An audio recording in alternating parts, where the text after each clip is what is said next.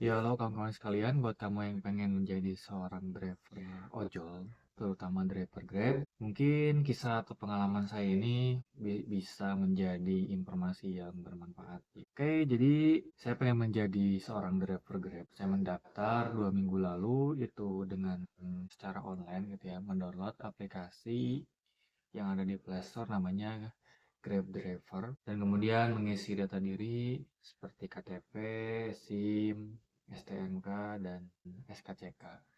Tapi problemnya adalah STNK per tahun saya tidak aktif yang tahun 2024 dan SKCK pun tidak aktif juga, terakhir aktif tahun 2022. Tapi kenapa saya masih tetap ngirim datanya? Karena keterangan dari aplikasinya bahwa bisa diperpanjang atau nggak bisa diaktifin lagi setelah akun aktif gitu ya, si SKCK-nya maksimal 14 hari. Dan ya saya kirim selang 2 sampai 3 hari ada informasi atau ada notif dari aplikasinya bahwa saya tetap harus verifikasi secara offline ke kantor office-nya. Kalau untuk di Bandung itu adanya di Jalan Jenderal Sudirman.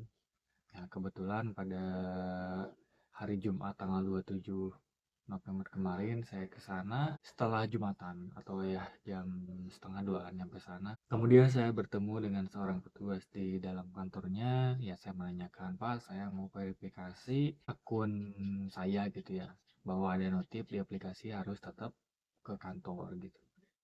Dan si petugasnya pun nanya, ya masnya dari daerah mana, kemudian dari soal perihal SKCK dan lain sebagainya. Satu yang dinotis dari petugas itu adalah SKCK wajib aktif. Dan ini yang paling sebenarnya saya juga gak tahu infonya gitu ya, cuman harus ada minimal 30 trip order dulu selama 2 minggu terakhir.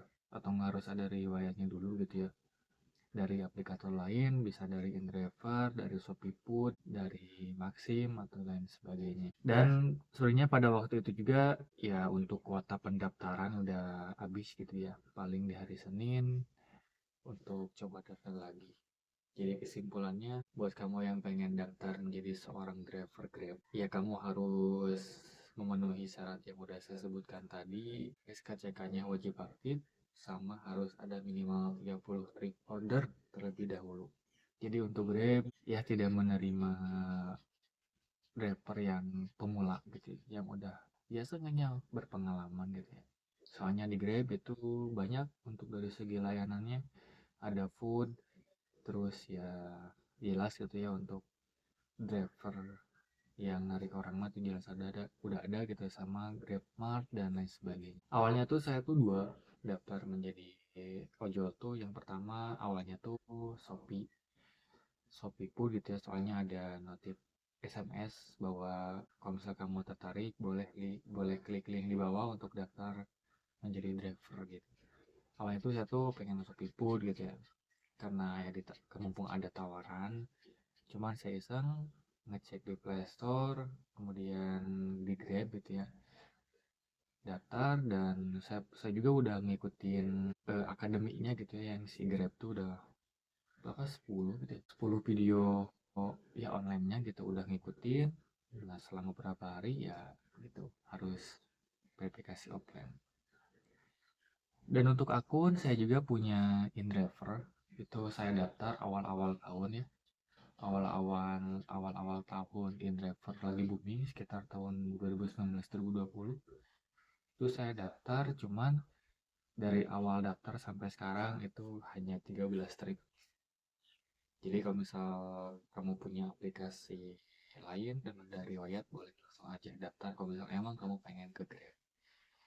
Ya jadi mungkin itu sekian untuk info yang bisa saya sampaikan terkait perihal Grab itu ya. Mungkin semoga informasi yang saya sampaikan bisa bermanfaat, dan sekian untuk videonya. See ya.